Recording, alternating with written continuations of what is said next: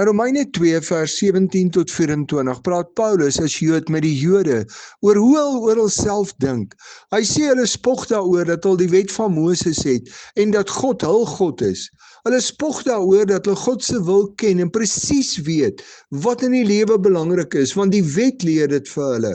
Hulle dink selfs dat hulle ander kan leer oor wat reg en verkeerd is en dat hulle die lig is vir ander wat sonder God moet leef. Ja, Jesaja 60 vers 1 tot 3 praat oor die Jode as die lig, maar die lig is nie hulle nie, maar God wat by hulle is.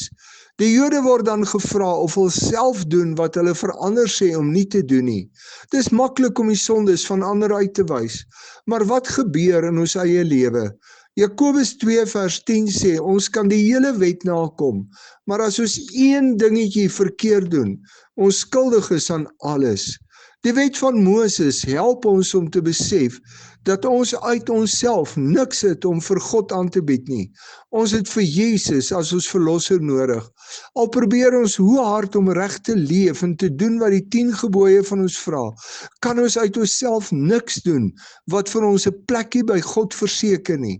Ons het Christus nodig. Romeine 2 vers 24 sê vir die Jode dat hulle God se naam sleg maak deur hulle optrede.